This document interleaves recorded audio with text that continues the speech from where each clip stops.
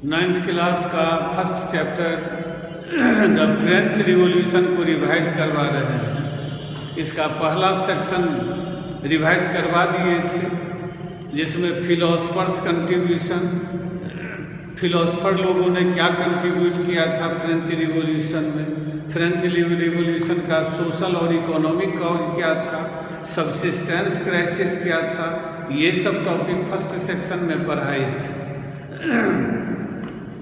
आज जो है सो ये दूसरा सेक्शन शुरू करेंगे, जिसका टॉपिक है the outbreak of the revolution, यानी फ्रेंच रिवॉल्यूशन का प्रारंभ, बिगनिंग, किस तरह से फ्रेंच रिवॉल्यूशन शुरू हुआ। तो 1792 को ये पता चला कि जो फ्रेंच मोनार्क है लुई 16, वह अपने नेबरिंग कंट्री खास करके प्रसिया और ऑस्ट्रिया के साथ एक सीक्रेट अलायंस करने जा रहा है, जिसके अंतर्गत उसका यह उद्देश्य था कि उसके नेबरिंग कंट्री के आर्मी फ्रांस में इंटरवेन करें, हस्तक्षेप करें, और जो भी चेंजेस आए हैं उन चेंजेस को जो है सो वह खत्म कर दे। तो इसके बारे में आगे बताएंगे, लेकिन आज बताते हैं कि फ्रांस में टैक्स कैसे इंक्रीज, पिछले क्लास में बताए थे कि फ्रेंच मोनार्क को टैक्स इंक्रीज करने की ज़रूरत पड़ी और उसने टैक्स इंक्रीज करवा लिया।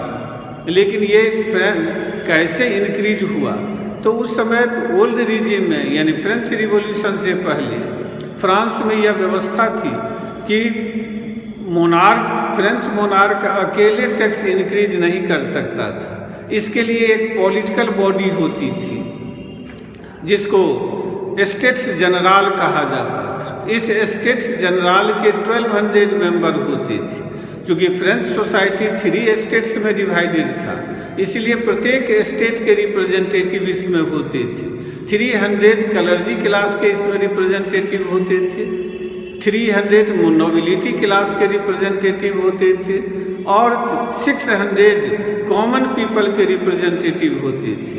क्योंकि कॉमन पीपल का कुल पॉपुलेशन जो है सो 90% के लगभग था, इसलिए उसके रिप्रेजेंटेटिव ज़्यादा होते थे। जब भी टैक्स इंक्रीज करने की बात होती थी तो उससे पहले इस स्टेट्स जनरल का की इलेक्शन करवाए जाते थे, और ये तीनों स्टेट्स अपने अपने रिप्रेजेंटेटिव को इलेक्ट करके भेजते थे। अब है कि दूसरा इसमें वोटिंग का क्या पैटर्न था। तो चूंकि ये 3 स्टेट सोसाइटी के 3 स्टेट के रिप्रेजेंटेटिव थे, इसीलिए प्रत्येक स्टेट के रिप्रेजेंटेटिव के पास 1 वोट होता था।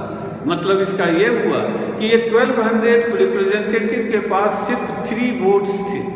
एक क्लर्जी क्लास के नोबिलिटी, एक क्लर्जी क्लास के रिप्रेजेंटेटिव के पास, एक नोबिलिटी क्लास के रिप्रेजेंटेटिव के पास, और एक कॉमन पीपल के रिप्रेजेंटेटिव के पास।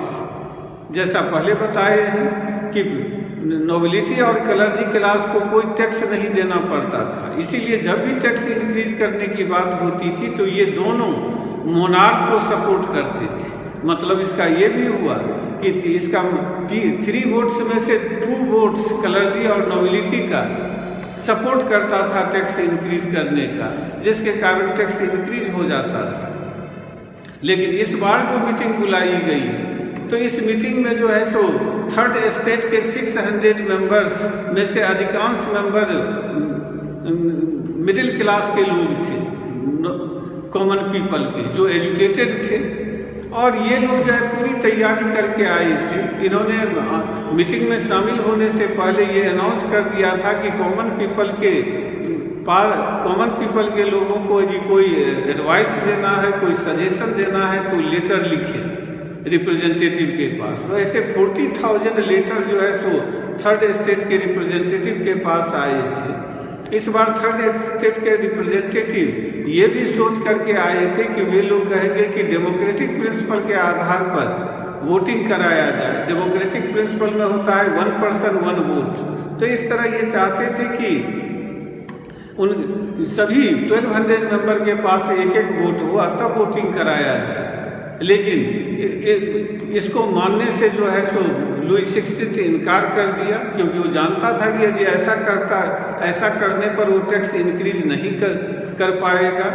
इसीलिए थर्ड एस्टेट के रिप्रेजेंटेटिव बाइकआउट किए स्टेट्स जनरल का और बाहर निकल करके पेरिस के एक इंडोर टेनिस स्टेडियम में जो है सो जमा हुए और उन्होंने ओथ लिया कि उन्होंने शपथ लिया कि जब तक वो फ्रांस के लिए एक ऐसा कॉन्स्टिट्यूशन जिसमें कि फ्रेंच मोनार्क के पावर को कम नहीं किया जाता है, तब तक जो है सो जब बना नहीं लेते हैं ऐसा कॉन्स्टिट्यूशन, तब तक वो इंडोर स्टेडियम टेनिस स्टेडियम को छोड़ करके नहीं जाएंगे।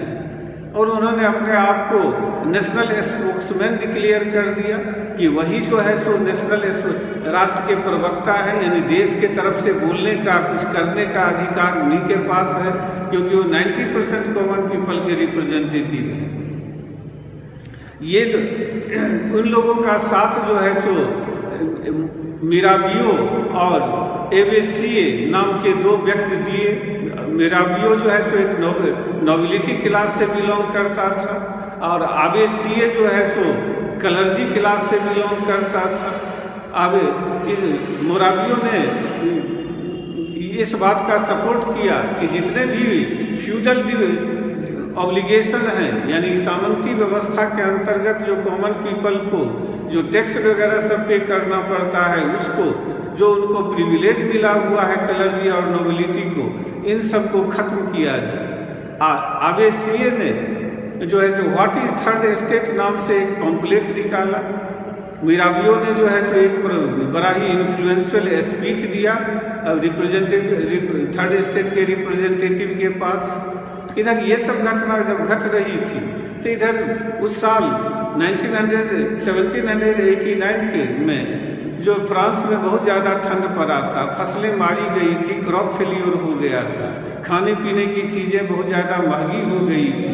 जो बेकरी के ऑनर थे, जो ब्रेड थे, वो मेन स्टेपल फूड था फ्रांस का, और बेकरी के ऑनर इसको जो है सो स्टॉक कर लेते थे और लोग घंटों खड़े रहने के बाद भी जो है सो उनको नहीं मिलता था। इससे बहुत ज़्यादा नाराज़गी होती थी लोगों में। लोग जो है सो बेकरी के दुकान पर अटैक करते थे, आक्रमण करते थे, तोड़फोड़ करते थे।